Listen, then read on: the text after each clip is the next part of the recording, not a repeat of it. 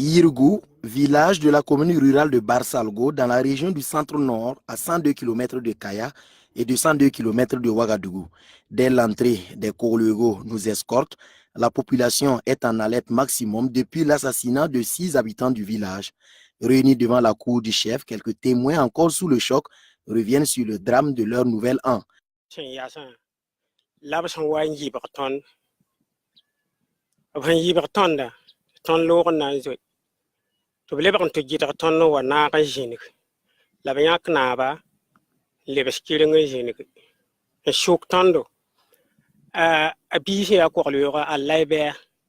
Nous étions avec le chef ce matin, quand des hommes de peau blanche par la morée sont arrivés et nous ont encerclés.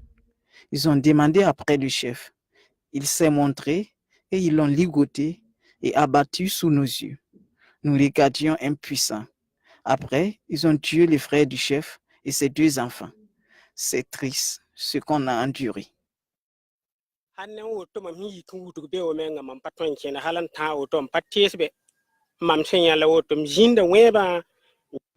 Après ce forfait matinal du 1er janvier, les Korolego prennent le relais.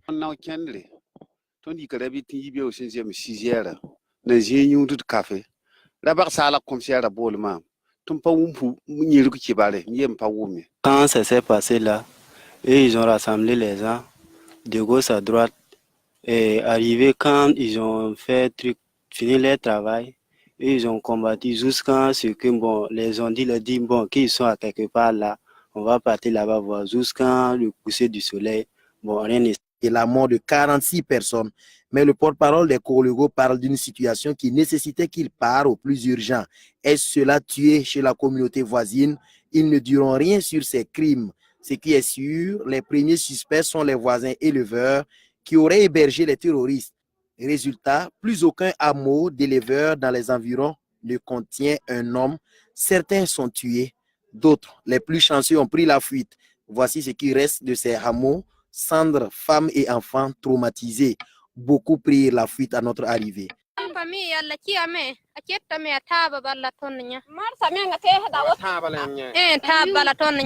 Nous avons tout perdu ici.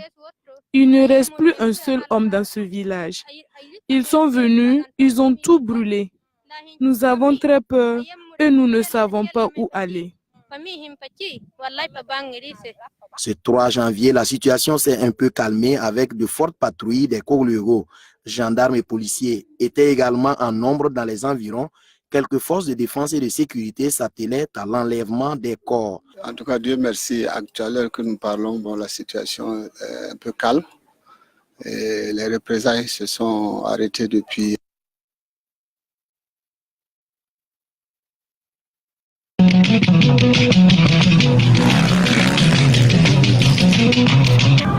Voici donc le prototype d'une tente qui va servir désormais de concession aux familles déplacées internes des événements de Yirgou. Il est autour de 7h30 ce 1er janvier 2019.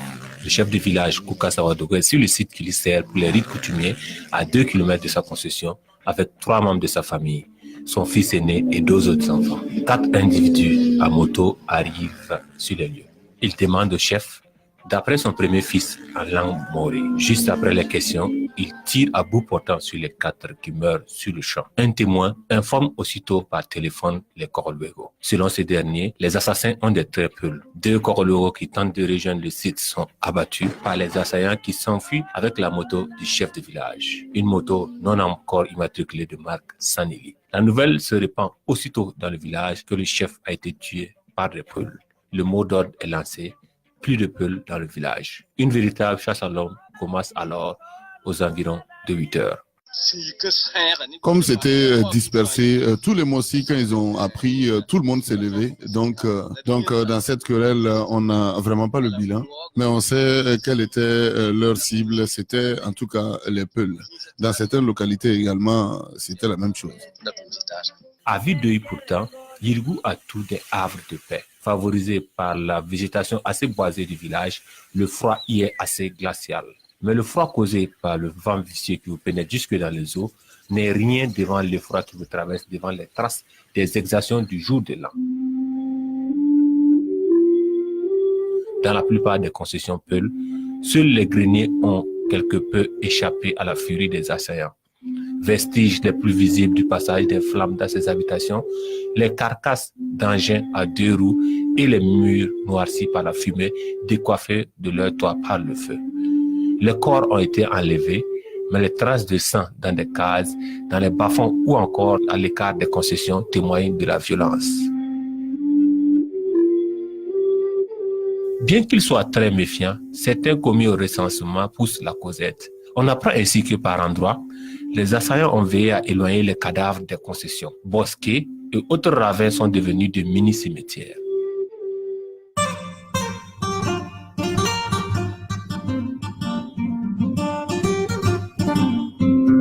La méthode d'assassinat et les armes varient également. Visiblement encore terrorisés, les quelques rescapés présents fuient se cacher lorsque vous approchez de leur maison. Mais nous avons un atout à notre faveur. Élancé et de teint clair, le chef de mission a des traits semblables à un membre de la communauté Peul. Nous n'hésitons pas à user de ces hasards de la nature qui pouvaient valoir un arrêt de mort seulement 3 jours plus tôt dans les parages. Même rassurés, ou plutôt trompés par cette ressemblance avec l'un des leurs, les éclaireurs envoyés à notre rencontre s'avancent avec prudence. En fait, les assaillants ont prévu de revenir, confie Ami Diallo, la plus courageuse des 3 femmes de leur concession. Et ces jours-là, nous, on a trop peur. Parce que brûler toutes les maisons là, c'est là que nous on a eu trop peur de ça. Parce qu'ils ont dit que s'ils retrouvaient même une seule personne ici, là, c'est pas bien.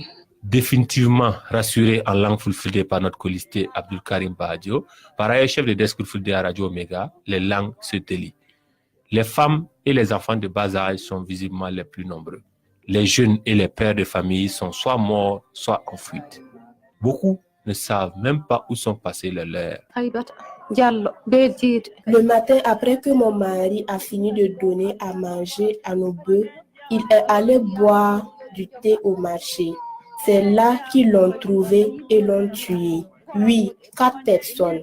En plus de mon mari et son frère, il y a mon beau-père et son frère également. Je suis seule avec 6 enfants et je ne sais pas comment faire. Il y a un frère de mon mari qui a reçu une balle et qui est à l'hôpital de Kaya. Nous avons aperçu les assaillants quand ils étaient au marché. Après, ils sont arrivés dans notre concession.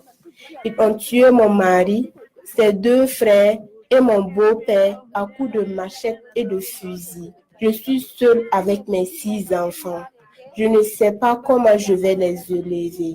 Ensuite, ils ont brûlé nos maisons, nos habits, nos greniers. Il ne reste plus rien encore. Même les habits que je porte m'ont été donnés par des femmes aussi.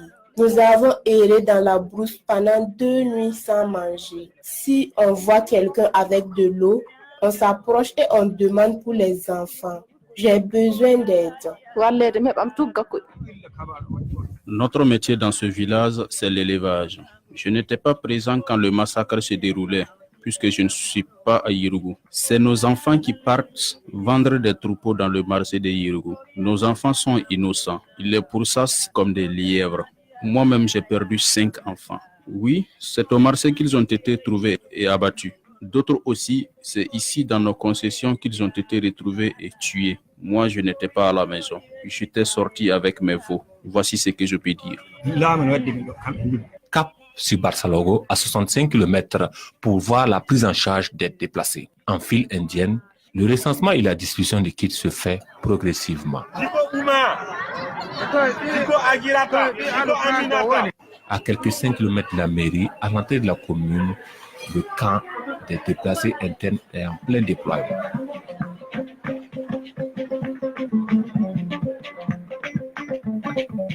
Carcasses d'engins à 2 roues et les murs noircis par la fumée, décoiffés de leur toit par le feu.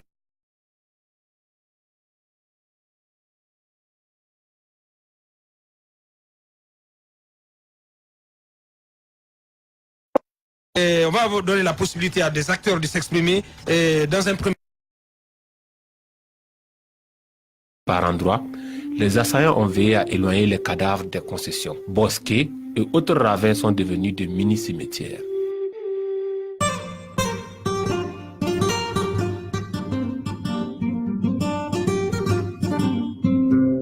méthode d'assassinat et les armes varient également.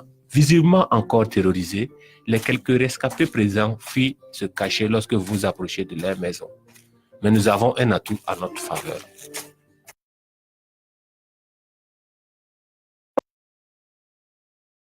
Quand je suis arrivé en premier lieu, j'ai vu effectivement que j'étais en train de brûler les maisons des poules. Et dès lors qu'ils arrivent dans les maisons des poules, c'est directement s'il y a un garçon, on le tue, on le garde sur place. Il y a certaines, on les capace avec des bourgades, il y a certaines, on les égorge directement. Et les images que je viens de vous donner, la plupart vient de témoigner que toute leur famille, que ce soit garçon, à partir de 12 à 13 ans, on les a tués devant eux. La dame même était en train de pleurer et puis aller jeter au niveau du bas-fond. Alors, maintenant, on cherchait à voir effectivement où sont les corps, mais l'interdiction vient des coloniaux et puis les forces de défense, c'est-à-dire la gendarmerie et puis la CRS. Présentement, où je vous parle, je suis venu voir le monsieur le maire de la commune de Barsalou. Oui. La gendarmerie est en train de compter les nombres de décès par village. Alors que hier, le gouvernement avait déjà dit qu'il y a 14 morts. Est-ce que ce serait plus? Ce que le gouvernement a donné, c'est faux. Ce que le gouvernement a donné, c'est faux. Ce n'est pas le nombre exact. Moi-même, le premier, quand j'étais là-bas, j'ai compté plus de 48. Et il y avait des points que je ne suis pas parti. Les images que je viens de vous donner là, c'est un village qui fait à 8 km de Nurou. Et les images que je viens de vous donner, c'est à 8 km de là où effectivement il y a eu la passe. Admettons effectivement les terres qui sont aux alentours. Pour les gens qui n'ont pas été là-bas, on a un bilan de 16 morts au total donné par le gouvernement. Vous vous dites 48. Oui. Comment vous avez pu compter ces corps-là? Expliquez-nous. En fait, quand j'étais là-bas, je me suis présenté avec un coloré. J'avais moi ma carte. Et au fur et à mesure, tout que vous voyez les concessions des peuls là, ne sont pas regroupés comme les motifs. Il faut aller par là, par ceci, par là. Et là où j'arrive, s'il y a un jeune, s'il y a un vieux, s'il y a par exemple, les peuls qui ont des motos, c'est-à-dire on les abat directement, on les a, et dès qu'ils sont égorgés. Mais maintenant, quand il m'a pris, je lui ai dit, il va prendre direction effectivement des concessions. Il est parti, ici on voit 3, ici on voit 2, ici, et je notais.